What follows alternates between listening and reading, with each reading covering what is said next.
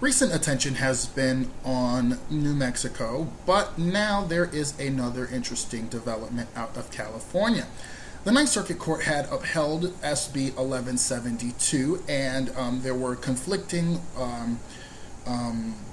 rulings in Welch versus Brown, which granted preliminary injunctive relief, and the denial of preliminary injunctive relief in Pickup versus Brown. Welch and Pickup were now were going to be combined, so that a panel would be able to rule on Senate Bill 1172 out of California. Now, this the summary of it I'm going to read aloud, and it says, reversing an order granting preliminary injunctive relief, or basically, in other words, blocking it, in Pickup versus Brown, and affirming the denial of preliminary injunctive relief in Pickup versus Brown. The panel held that California State Bill 1172, which bans state-licensed mental health providers from engaging in sexual orientation change efforts with patients under 18 years of age, does not violate the free speech of the therapist or the minor patients, is neither vague nor overbroad, and does not violate parents' fundamental rights.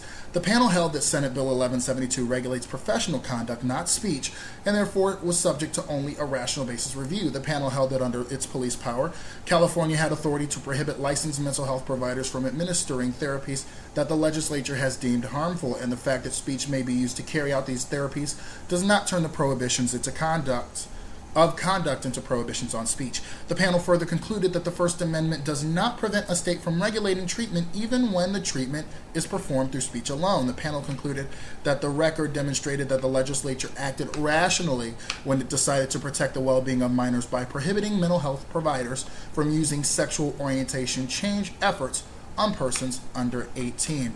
The panel further held that SB 1172 does not implicate the right to freedom of association, because freedom of association does not encompass the therapist-client relationship.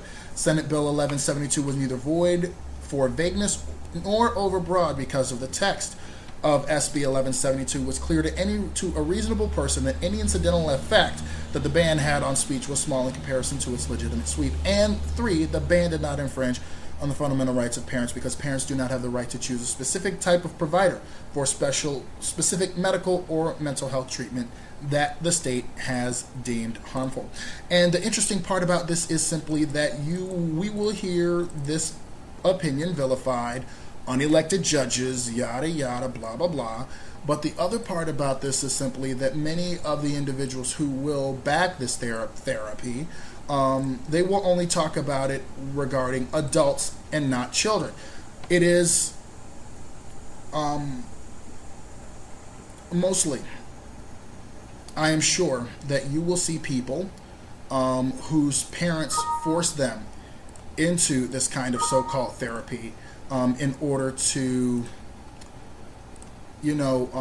they say, well, we want him straight, but then again, they will not, they won't acknowledge that reality because of the fact that they just don't want to. But if anything, I'm really glad about this ruling because of the simple fact that this will stop children from being forced into such programs. And, while it will stop them from being forced into such programs, I'm sure that we won't see the end of it right now because it will be appealed. They will either try to make it reheard, which more than likely they will say no, and then if the Supreme Court decides to hear it, then in that case it will be, that'll be another flag, if you will, for me. So, what do you think about this? I think it's a wonderful ruling because of the simple fact that most parents force their children into such so-called therapy, and it's just not right to have, it's not right at all to force children to have to basically to blackmail them into this, because most of the time it's either you go or we disown you. So let me know your thoughts. Have a great day. Bye-bye.